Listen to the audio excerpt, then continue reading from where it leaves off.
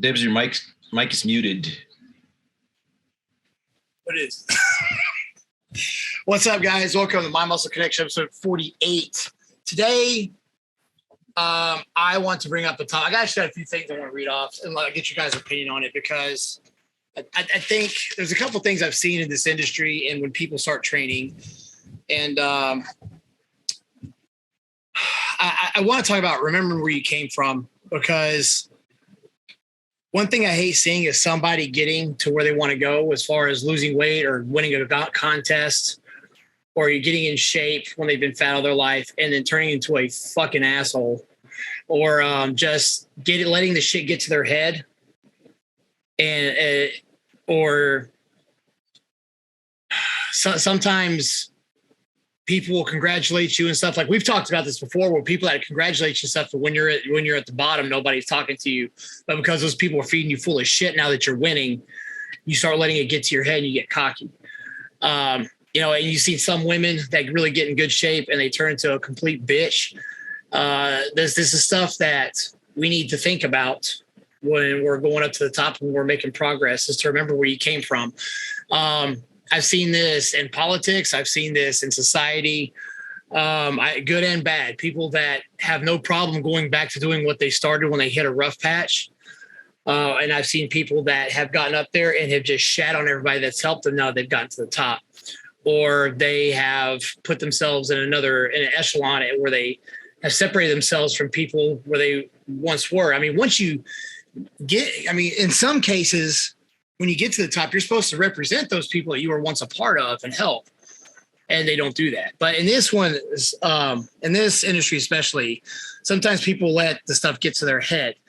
Another thing I want to talk about is when people get into bodybuilding, competing, or just getting training or whatever, and they don't always get what they want the first, second, third time, that it seems like they either forget why they started, or they don't look at the good things they've gotten out of it. Like somebody can try to compete in bodybuilding and just never win a contest, but the discipline, the structure, and going through the pain and suffering, they can apply that to so many things outside of the gym and be very successful.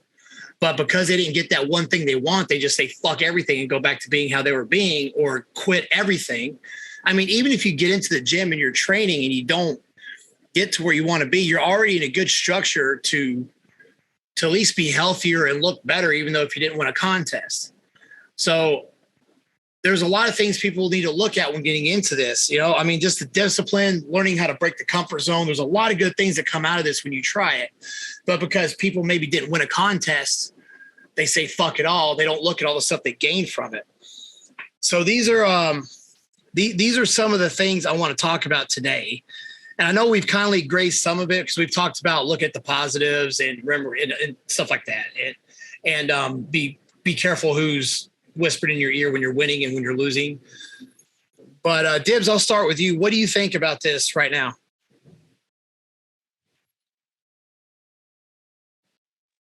I like to think about, I think Rocky 3 says it best. I think Rocky 3 is the perfect example of this whole conversation.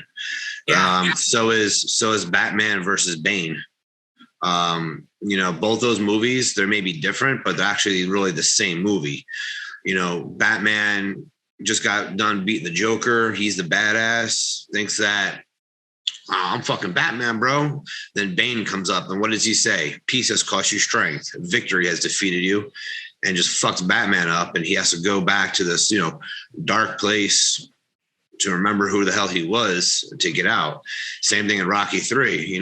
Clubber Lang's over here in the hood training, fucking, in his basement punching fucking a mattress, and Rocky signing autographs, driving motorcycles, and thinking he's badass. And what happened to both of them? The first fight, they both get fucking killed in seconds. And both Batman and Rocky have to go back to remember who they were. When he was training with Apollo, he needs to, he goes to the hood, trains, and, gets uncivilized, as Mick says. The worst thing happened to you that can happen to any fighter is you become civilized.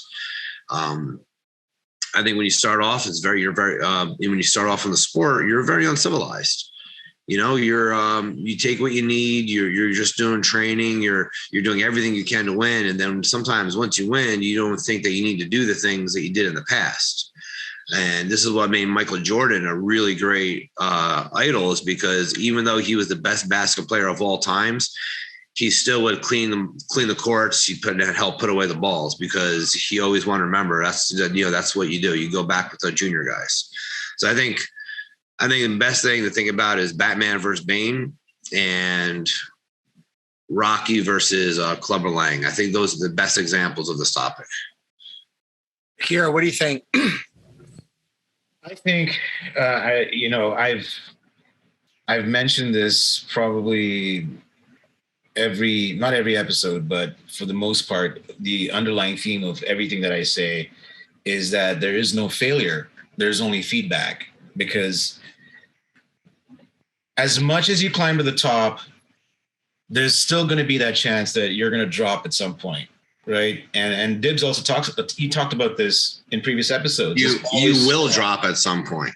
Yeah, you will. You will be replaced at some point. Exactly. And there's always someone out to compete against you, and there's always a chance that someone's going to win against you. So you have to think about that. And in order to surpass that, to go beyond that point, that limiting point, I think one has to go back to the basics. One has to remember the basics of how they started, what they learned, and what they can actually get out of that experience of going back to the basics and then applying that again. I'll give you an example from personal experience.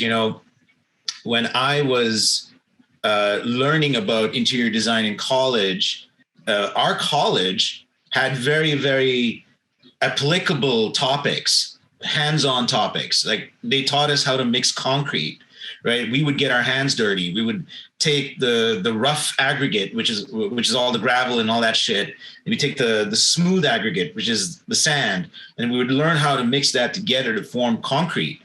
Now, when I got into my career as an interior designer, there was a point where I became a project manager, and someone asked me this question and said, "Hey, how much concrete do you think we need to cover this foundation right here?" And I was stumped. I thought I knew it all, right? And this was coming from the client. They were asking me, how much concrete do we need to cover this entire foundation? I was just like, I was drawing blanks. It was just like, oh shit, I need to give an answer and I don't have an answer. I felt like a complete idiot, right? And I was in front of my boss, my team behind me, and everybody was looking at me. And I was just like, fuck, what do? I don't know the answer to this. And I told them, this is exactly what I said. I said, I'll have to get back to you. You know how shameful I felt saying those words? I said, I have to get back to you. It sounded it was shit, man. I felt like shit. And so when I went back, I had to go back and study about concrete again in order to answer and come up with the formula and calculate exactly how much concrete that guy needed. It was a very defining moment for me. And that lesson shaped my entire lifestyle going forward. I decided whenever I came across something new, I would go back to the basics and learn and read about it and really try and apply that same knowledge. I do it even now. Like, Dibs knows this. I ask him questions about fitness, even though I think I know the answer. I don't want to assume anything. So I will ask him. I said, am I doing this right? Is this right? Is my form right? Because the basics, the form, how you push, how you pull, I take that very seriously. And which is why I take your feedback very seriously, Dibs, right? And it's important. What do you guys think about somebody getting in there for a certain goal and not getting that goal? Say that again. So like the second part I was talking about was somebody gets into training because they want to win a contest or they want to lose weight or whatever. And they either get there and they quit or they never get there. Like, you get a contest and you never win, but you're getting like second, third. And then you say, well, I'm just not going to train or do anything anymore. I'm not into this anymore. Then you don't look at all the good things you got out of that journey, out of that experience. Because there's some people that do it. Like, they don't get the exact thing they want. They say, fuck it. and they just give everything up. It's like, do you not realize like how much more structured you were with everything in life and stuff because you took what you learned in the gym and applied it, but now you're just like giving it up because you didn't get the exact thing you wanted. You know, like me, for instance, I wanted to lose weight and get in shape, bodybuilding. Now I'm off the training people. Like I didn't get exactly what I wanted with winning bodybuilding contests and stuff, but now I train a lot of people and I enjoy helping those people out. So it's exactly what I want to know, but do I enjoy what I do? Yeah, I enjoy what I do. And I take what I learned in it. And I mean, I'm not done bodybuilding, but I'm just giving an example of where I'm at now. And I take a lot of these lessons and apply them outside of the gym, and it helps me out a lot. I mean, there's so many things you can learn from just being in the gym and training and being disciplined. You know, so I think sometimes people need to focus more on the positives and what they're getting out of it. You understand what I'm saying? Yeah, I have another perspective for you, though. I mean, some people may, yeah, like you said, they go for a goal, they don't get it, and they want to give it up. But I think two things are going to happen.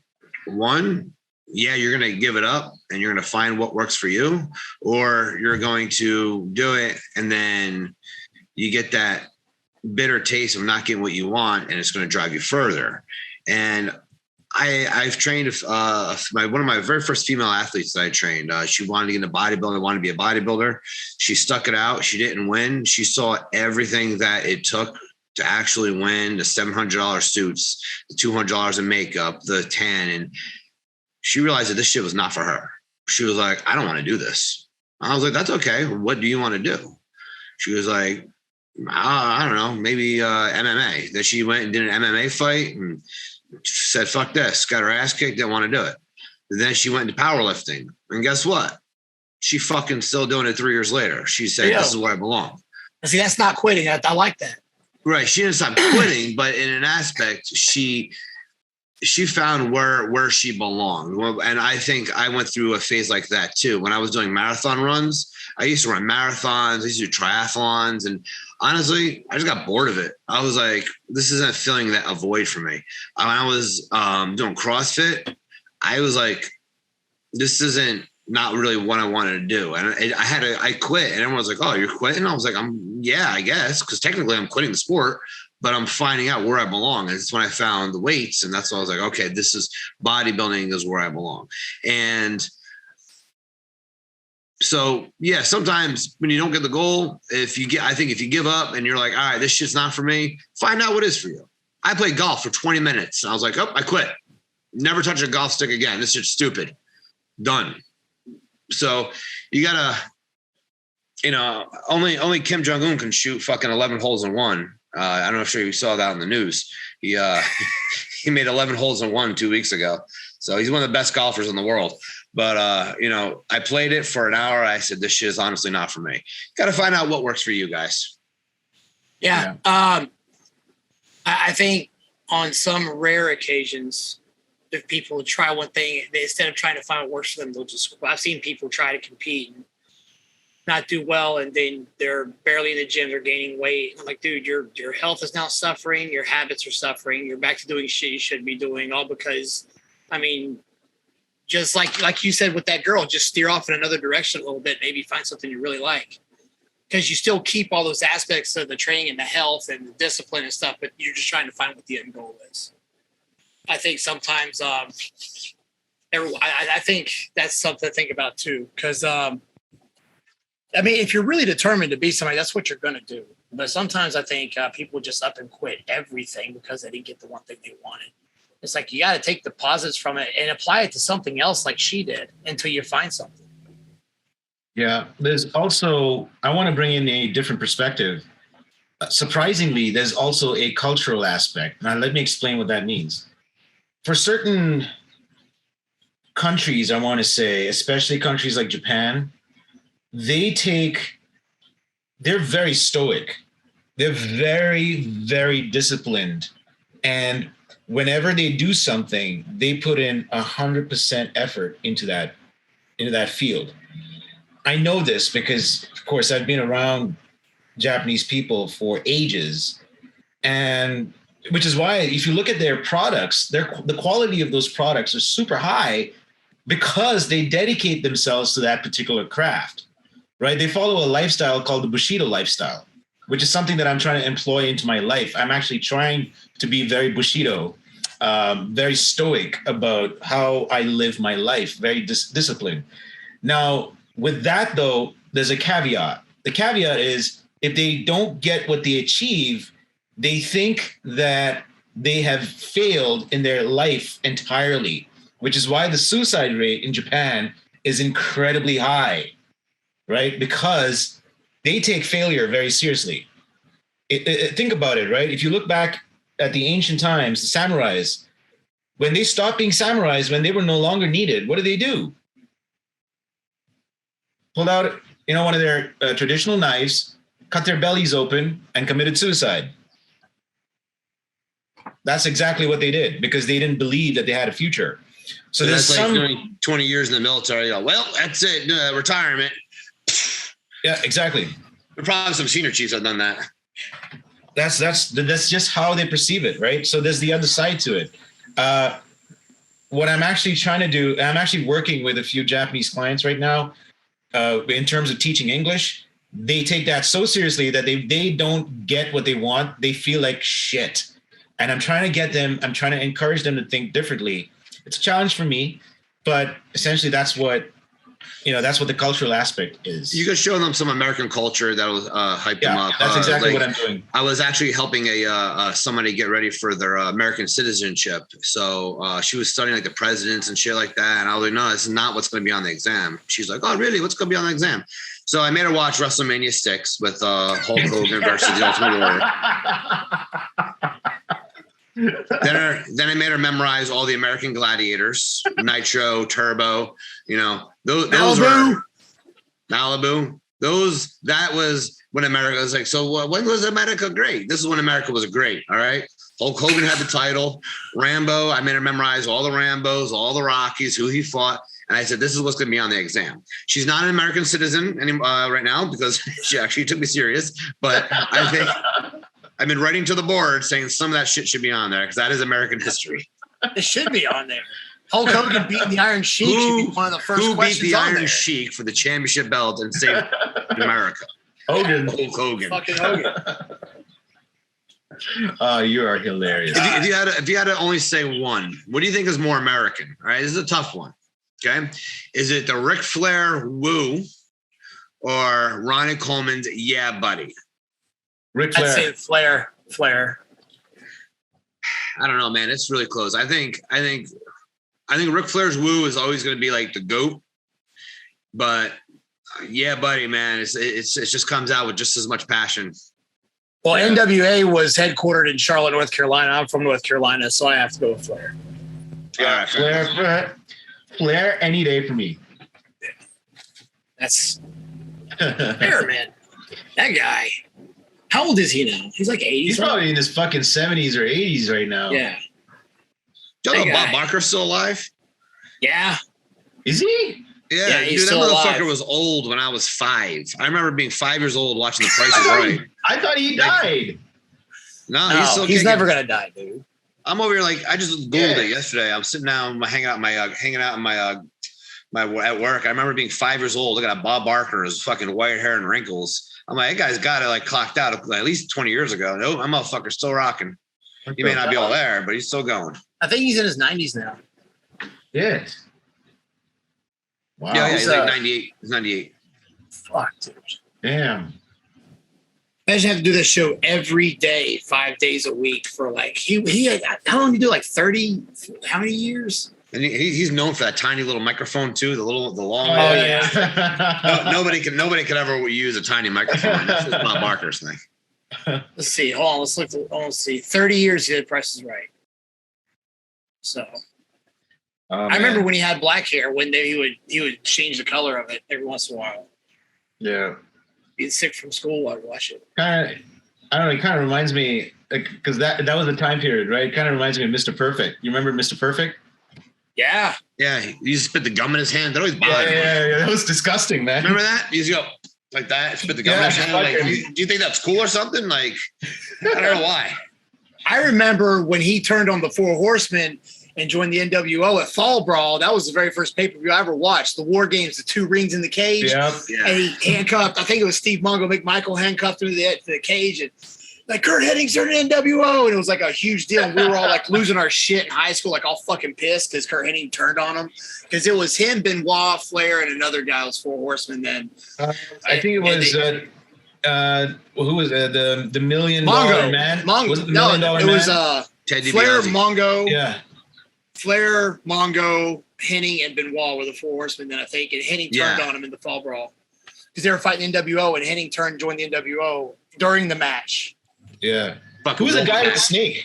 The guy with the snake. Who was the guy with the snake? Jake Snake. Jake the Snake Oh, Jake Roberts. Snake. Yeah. Fucking Roberts. Yeah, man. Fuck. If you're in the NWO, you're in it for life. I remember that, man. Yeah. That was fucking. Oh That man, shit like was so good you know, back then. it sucks. At Razor Ramon dying, but man, the nostalgia of the nostalgia that came out the last few days. Watching some Razor Ramon shit. Still remember how cool being a kid is. Like, being a male kid is pretty fucking awesome. You know what I mean? Like, Yeah. watch wrestling, you play your video games, and one day you wake up at 13 years old and you're just like, what do you want from me? And all of it is downhill. All of it's downhill from there. For 13, man, life as a kid is easy. You just ride your bike, watch wrestling with your dad, and that's it. Have you guys ever seen someone that is looking for help to get to a certain place or to the top or get in shape, whatever it is, and you help them to get what they want, and then they just turn around and act like they know everything, or it gets to their head and they just kind of start shitting on people? Yep. Maybe not. But you see a change in attitude. Like, it literally gets to their head and they become. Oh yeah. Yeah, and I think that's when you see people's real. It's kind of like I say, when the shit hits the fan, you find out how people really are or who really supports you. Mm-hmm. I think that's one of those. And then you find out, like, this person was just, maybe they were playing me the whole time just to get some information or what it was. But when people get to the top and all that, money, success, stuff gets to their head, or just that $5 trophy gets to their fucking head. Maybe they just want a regional show and now they come back in the gym acting like the big badass in the gym. We're like, well, usually with those people, you find out, okay, well, you're cool in this gym, but you go up to the next level, it's a different fucking story. Yeah. Have you guys ever seen someone in particular that's done that? Yeah, especially one who shit talks right after they go to the top. They shit talk about the person that they learned from. I experienced that personally, which was very, very hurtful. I don't want to go into too much detail with that, but I can tell you it's not a good feeling. But at the same time, I believe in karma, and karma's a bitch. Oh, yeah. And the said individual I'm talking about took a big hit during COVID and had to come back to the roots. They had to come back and apologize to me for being such a dickhead. And I don't know. I just ended up forgiving them because I believe in forgiveness too. That's one of my favorite stories in the Bible, by the way. That's actually a very big Christian story where guy's working farming and the son's like thinks he's the shit and he's like, I'm leaving, and he lets his son leave, and then the other guys are working. He's like, why'd you let him leave? And he's like, he'll be back. He doesn't know everything, but we'll forgive him and teach him. And then he came back because he fucked everything up and was like, I'm sorry, I fucked up. And he was like, all right, now let's get back to track. One of my favorite stories of the Bible. I think that's one of the, I think I've had people like that. Think they're the shit and then they fucking come back and they're like, hey, Dibs, I need some help. I want to say something about that. I agree. If somebody fucks up and they come back and they admit where they fucked up and they know where they fucked up and they've showed efforts to make change, I think that is a great time to teach that person what they don't know. Yeah. Because they actually realize what they did. I mean, some people will say sorry. If I hear sorry, some people will do the same thing over and over again and keep saying sorry. And I'm like, dude, you don't really give a fuck because you're not learning. You're not applying. If you fucked up and you said sorry, you should be applying that to the next time it happens or preventing it from happening again. Something like that. But on the other side, there's people out there where you will fuck up. Like I've fucked up, and I will come back and be like, this is exactly what I did wrong. This is why I did it. And if you look at what I'm doing now, I'm making measures to where it'll never happen again. and I won't get forgiven, and I won't get another chance, or that person just keeps assuming I'm the same person when I haven't even looked to see. That shit pisses me the fuck off. Because I mean, whether you forgive them or not, it's not going to matter because that person's already better. So go have fun with that. But that person's in a position now to where they realize what they did wrong, and things could be a lot even better than they were before if you learn to work with that person now. But they get so jaded. They just want to, I think they get pleasure out of being vengeful against the person, even after they notice where they really realize where they did wrong and they want to do better.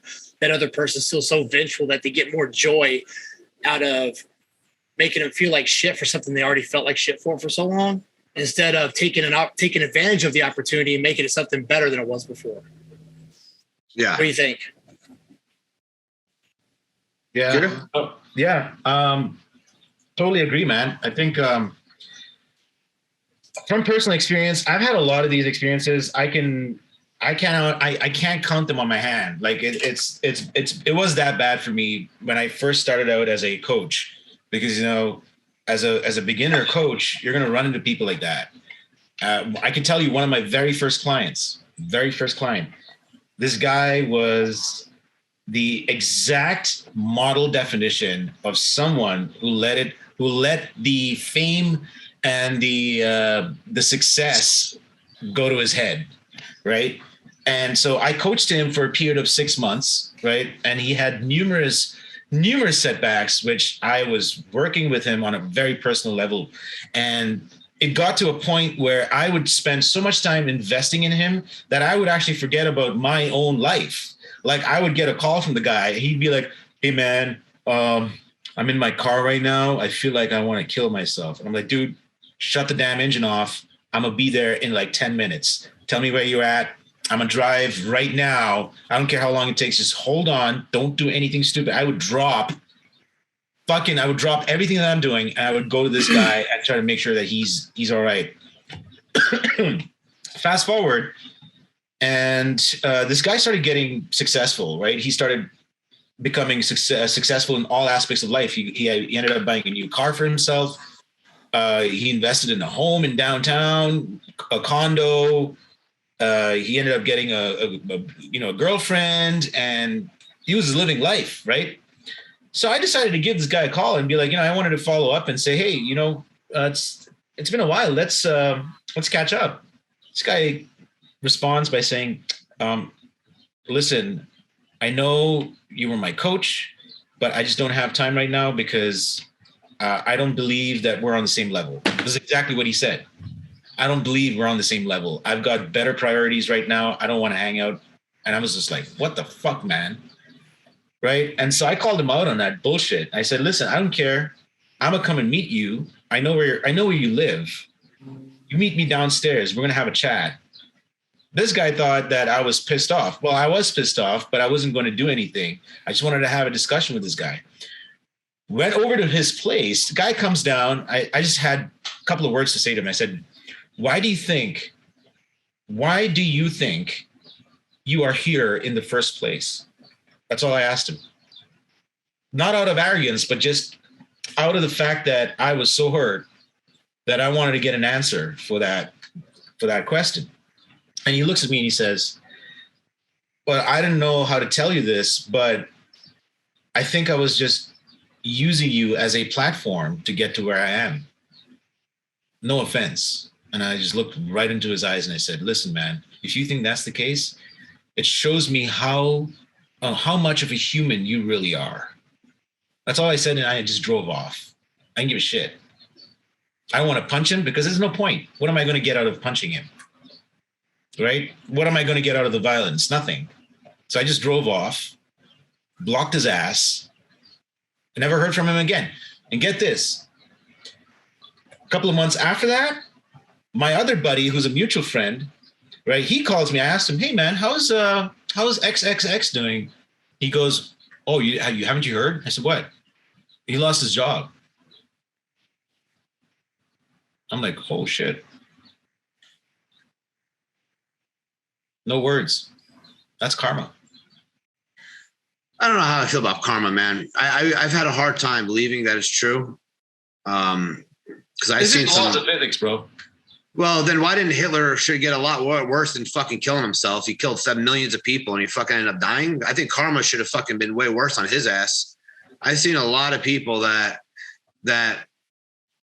karma should get back to them and they never do. Like motherfuckers that just win and win and win when they fuck everybody over and someone goes to this thing called karma.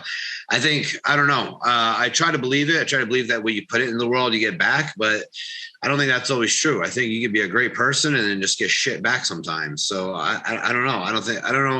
I don't know how I really feel about karma. And I use Hitler as my example. I think he should have got a lot worse than what he did. We can get into that as a discussion, but I don't think it's appropriate for this episode. But I have a perspective that might shed some light into what you're concerned about, Dibs. But we can get into that another day, right? I mean, the last few years of his life were really not that great for him either. Yeah. He had Parkinson's. He had all. I mean, there was a lot of stuff coming up. Yeah. I mean, his last few years, they were trying to use propaganda to make him still look healthy when he was dying. Oh, yeah? Yeah, he was suffering the past few days. Dying man, dude. Yeah, that's why at the last year or so, he always had one of his hands behind his back because it was shaking all the time because he started developing Parkinson's. And they thought if everybody saw that, they would overrun him and overrun the government or some shit. So, I mean, there was he was on so much crap anyway. They were shooting him up with everything, man. I mean, he really there's even conspiracy that the doctor that was helping him was shooting him up with all that shit to kill him long term, like he was an agent in there just giving him methamphetamine and stuff, hoping he would eventually just croak over. Yeah, and they're all experimenting. I think it was actually Hitler that invented testosterone therapy.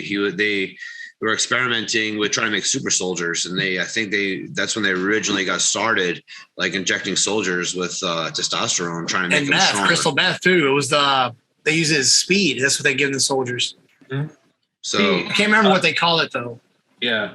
See, history books don't really give that perspective on how a person is doing personally, right, Dibs? So you only know what you know based off of media and books and history. Sure. But we don't actually know what that person is going through internally. They could be having it a lot worse. We just don't know about it. We're not aware of it. Right. But that doesn't mean that karma doesn't exist. I'll tell you that it exists because of what I've gone through personally on a personal level. Right. In all my years, and I get what you're saying, even the good people get shit on. But here's the thing. The good people that get shit on come back stronger. Whereas the people that do shit, they get shot, but they don't come back up. They stay where they are. Right. The people that get shit on that are good-hearted, like myself, dude, I've come back so strong. If you look at me when I was fucking 19 years old, bro, I can tell you this. I was shit on from every direction. I was bullied. I was teased. I was made fun of. I was physically abused. Dude, I had it all, man. And I had a heart that was always caring for people. You think I would have had it better? No, I didn't. I didn't have it better. I had it worse. But then after that experience, I came back out of it and I said, listen, I am glad. I don't regret any part of my life. I'm so glad that that happened because I am where I am right now. Right? Enough said about that. That's my 2 cents on karma. So if you look at it from a different perspective, the good people that get shit on, they come back stronger. Yeah, but it does get old after a while. Yeah. It's ups and downs. Yeah. I do think interesting perspective. Yeah. I mean, I didn't think about it that way at all. Yeah, look at you, Dibs. You're a living example of that, buddy. Look at you. Based on what you've told me in the past, you said, you've gone through such a horrible childhood and you went through, different turns in your life until you discovered bodybuilding. Like, look how fucking strong you are mentally too. You're a living example of exactly what I'm talking about.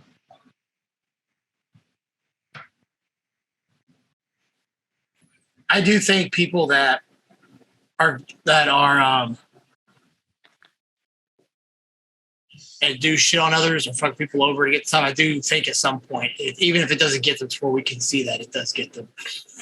Even to the point to where maybe mentally in their head it gets to them to end up doing something stupid. Yeah. But I do think eventually it does. I do think eventually good people, even if it takes longer, will become successful. But the thing is, if they do become successful, they'll stay that way because they've been through all the hard parts. People that just rise to the top have it. So when the success gets to their head, they tend to crumble a lot quicker because they haven't been in the trenches. They haven't, slept in their car, lived out of their car. They haven't had to do shit for money to go get food. They haven't had to do that stuff. And so when times get tough, or maybe it's just a thing of perspective. Like if something small happens to the person that's always been having it made and something small happens, they freak the fuck out. And that negative energy just causes everything to fall apart. When the guy's been through a lot of shit, it's like, it's not a big deal, man. And they bounce back really quick. So this is one of those instances where going the long way actually could be more beneficial than getting up to the top really quick. Because there's a lot of lessons to be learned on the way. And people that don't have those lessons are not going to stay up very long. I mean, or is this going to come down? Yeah. Look at all the successful people that are out there, right? You look at people like Jeff Bezos. You look at people, Gary Vaynerchuk, right? All of those people that are influencers right now, they always go back to the lessons that they've learned from their mentors and their teachers and everybody around them that taught them how to be what they are. Right. And I think that's important. It's important to give credit to your teachers. It's important to give credit to the people that you've learned from. And I know I do it. I know Dibs does it because, we had the same teacher, RJ. We always give credit to RJ for the lessons that we've learned from him because they are incredible lessons. I wouldn't have the perspective that I have right now if it weren't for RJ. I'm pretty sure you can relate to that, right?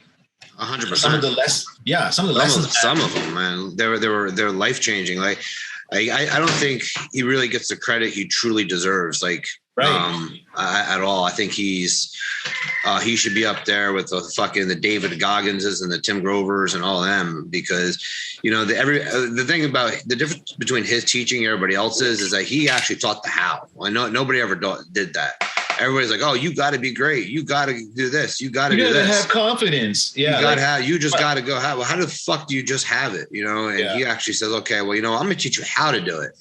May not be the best tools, but here are the tools that have worked for me. These are tools that work for everybody else. And, over the years, he's always come up with new material and different ways to teach. They've all worked for me great when you actually practice it and apply it. Mm. There's that famous expression, right? You give a man a fish, he eats for a day. You teach a man a fish, and he eats for a lifetime. But then you sell a man a fish, it's a business opportunity. Oh yeah, but then you don't remember the teacher that taught you how to fish, right? That's the defining point right there. Jed, what's your take on that? On what, the fishing thing? Yeah.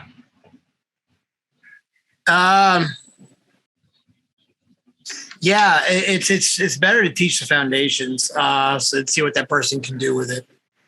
Some of the courses I've taken with business and investing and shit that I'm recently doing, that's how they do it. And they try to teach everybody like, hey, I could give you the shots to take that would get you rich quick, but then when that runs out, what the fuck are you gonna do? Yeah. But if I teach you the foundations of how this works, you're gonna be able to find those opportunities by yourself and not need me to help you with everything. Yeah. So that's I think that's the better way to do it. But people are so, especially now, are so big on instant gratification that they don't want to go the long way and learn the lessons and foundations of it. Yeah. Yeah. I mean, instant gratification, let's talk about that because that's a huge thing. And that's a huge influence on how people perceive their success and how they actually define themselves without regarding where they came from, right? Because they just move off of gratifications. Once they get a taste for that success, they get addicted to it and they kind of just go, oh, I'm going to keep doing this. I'm going to keep doing this because it feels good. But then they just tend to forget everything that happened to them, It's like it never existed for them. You know what I'm talking about? You ever come across someone that just absolutely forgets where they even came from? It's like the success just got into their head so much. They just like, yeah, dude, that was the topic of today's discussion. Yeah. No. I know. What I'm saying is they don't, it's not that they forget about their mentor or their teacher. I'm saying they just forget about everything that happened to them in terms of experience. And all they do is just focus on what's in front of them, the success, the money, the fame, and everything else.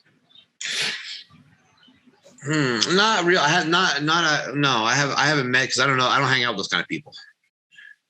I don't think I get I think I'm attracted to certain types of people, and I won't be around those types of people. They just don't know around me. And if I get that vibe, I kind of just say, I think that type of vibe radiates other types of vibes that I'm not necessarily attracted to. I don't like those type of people. Fair enough. I had a few in my circle that were kind of like that. I'll ask them a question like, hey, how did you start up, man? He's like, I don't know, man. I just had a couple of beats and I just fucking made it big. And I'm like, really? Or the people that lie, that tell you everything they did and they didn't do any of it. I mean, those are right in there too. I had people telling me they're going to compete in the IFBB. Yeah, man, I'm competing in bodybuilding, bro. Going for my pro card. I was like, awesome. How many shows have you done? Oh, I haven't done any yet. Or another girl told me, well, I'm a bodybuilder. So I was like, oh, that's awesome. What shows you've done? Oh, I haven't competed yet. I was like, so how are you a bodybuilder? What show are you doing? I don't know, but I'm prepping for one. 4 years gone by, no show. Still on prep though. Still getting ready for it. But they tell everybody they're bodybuilders. All right, cool. I mean, do you have to be a bodybuilder to compete? You have to compete to be a bodybuilder? I don't know, but I think you should at least do one. At least say you're a fucking bodybuilder. You at least go through a fucking prep.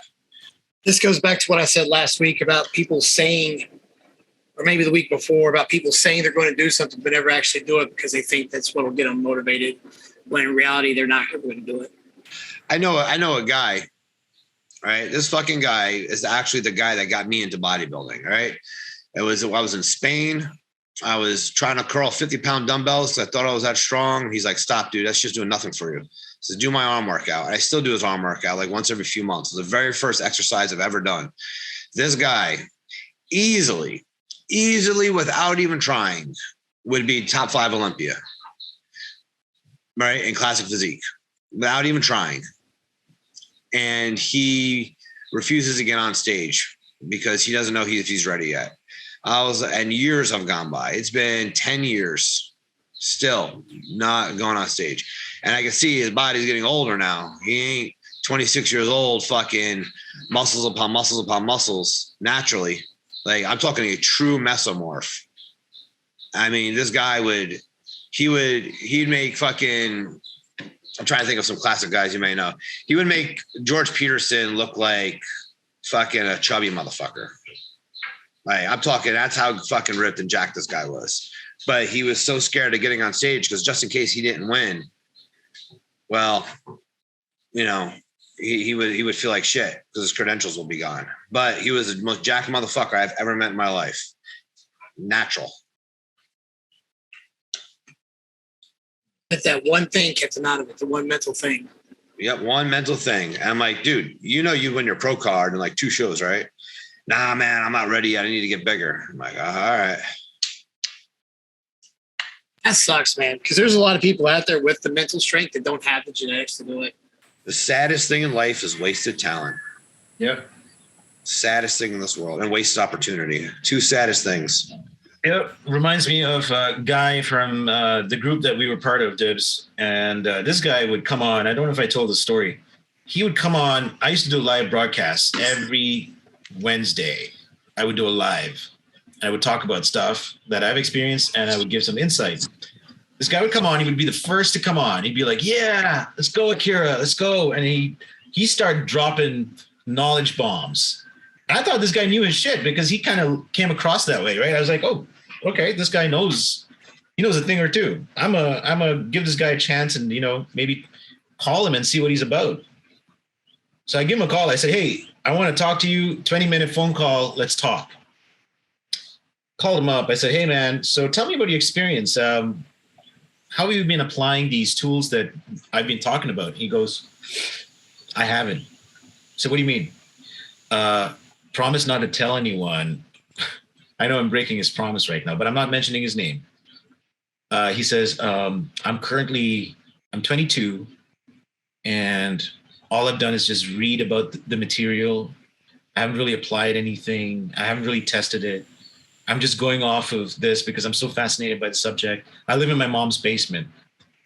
I'm like, dude, you're telling me that everything that you've been talking about in this group, seemingly based on your experience, quote unquote, is a lie? I said, no, I just know a bunch of shit. I just know, well, you haven't applied it. How does that make sense? How do you know if it's going to work or not? And he had nothing to say to that. I called him out on his bullshit because this is exactly the type of guy, they just don't, and it's not just guys, this is women too. They have they have bucket loads of knowledge and they think they know their shit. But the moment you start questioning them and asking them about their personal experiences, they have nothing. Absolutely nothing. Alrighty, guys. Yeah. All right. This is a good episode. I have to go plan my wedding. Okay. Yeah, I think we got everything covered. I'm gonna get ready to go to the gym. I gotta train legs. So yeah, I'm gonna train legs a little bit later. All right, guys. I will see you all. All right, next Saturday. Cheers.